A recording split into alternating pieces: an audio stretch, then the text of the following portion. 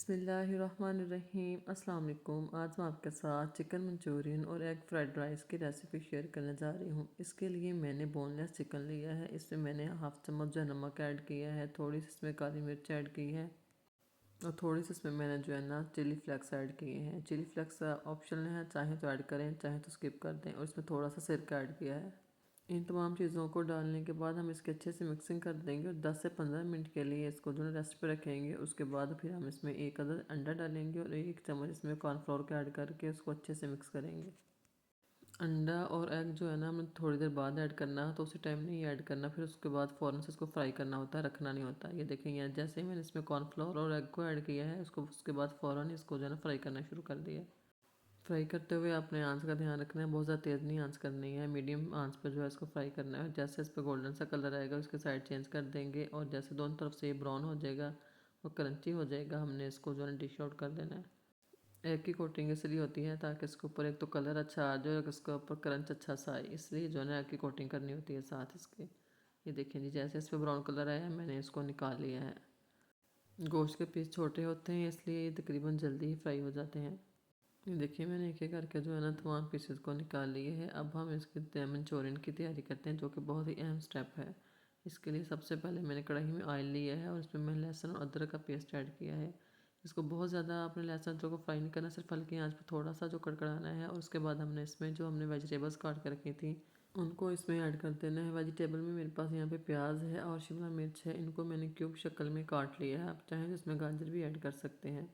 सब्जियों को बहुत ज़्यादा नहीं भूनना होता, ना ही बहुत ज़्यादा आंच तेज़ करनी है, बस आपने हल्का सा इनको फ्राई करना है। और उसके बाद इसमें जो है हमने नमक ऐड किया है, काली मिर्च ऐड की है, दड़ा मिर्च है थोड़ी सी, और इनको चीज़ों को ऐड करने के बाद तकरीबन 2 से 4 मिनट तक इसकी भुनाई करनी है। और इसमें हमने बाकी सॉसेज ऐड करनी है। सबसे पहले इसमें मैंने टमाटो केचप ऐड की है, उसके बाद इसमें मैंने चिली गार्लिक सॉस ऐड किया है, चीनी ऐड की है, उसके बाद सोया सॉस ऐड किया है और सबसे एंड पे हमने इसमें सिरका ऐड किया है। ये तमाम सॉसेस को डालने के बाद हमने इसको 2 से 3 मिनट तक भूनना है और उसके बाद इसमें थोड़ा सा पानी डाल देना है। ये देखिए यहाँ पे मैंने इसको हल्का सा फ्राई करना है। आँच को यहाँ इस स्टेज पे आपने आँच को तेज़ कर लेना है, हल्का नहीं रखना होता, सिर्फ आँच को अपने उस वक्त हल्का रखना है जब आपने इसमें लहसुन और अदरक को डालना है। बाकी तमाम जो प्रोसेस है करते हुए अपने आँच को तेज़ रखना है। देखिए यहाँ मैंने थोड़ा सा पानी ऐड किया है और अब इसको थिक करने के लिए मैंने 1 चम्मच कॉर्नफ्लोर लेके पानी मिक्स करके उसको इसमें ऐड कर दिया है और सबसे एंड पे इसमें मैंने चिकन को ऐड किया है। कॉर्नफ्लोर ऐड करने के बाद 2 से 4 मिनट तक इसको पकाना है और चिकन मंचूरियन हमारा रेडी हो चुका है। अब चलते हैं फ्राइड राइस की तरफ। इसके लिए मैंने 1 चम्मच लहसुन का लिया है और उसको ऑयल में डाल के हल्का सा फ्राई करना है, बहुत ज़्यादा उसको ब्राउन नहीं करना, हल्का सा फ्राई करना है बस।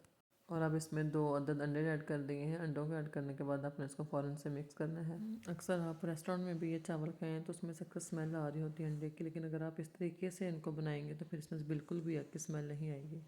सबसे पहले एग को फ्राई करने के बाद हम इसमें सॉसेज ऐड करेंगे, जिससे मेरे पास सिरका है और सोया सॉस है। इन दोनों को ऐड करने के बाद इसके अच्छे से बुनाई करेंगे। उसके बाद बाकी सब्ज़ी ऐड करेंगे तो इसमें से बिल्कुल भी स्मेल नहीं आएगी। लेकिन आपने एग के फ़ौरन बाद जो है इन दोनों सॉसेस में लाजमी ऐड करनी है। उसके बाद सब्जियों को ऐड करना है, फिर बड़े ही अच्छे से आपके फ्राइड राइस तैयार होंगे।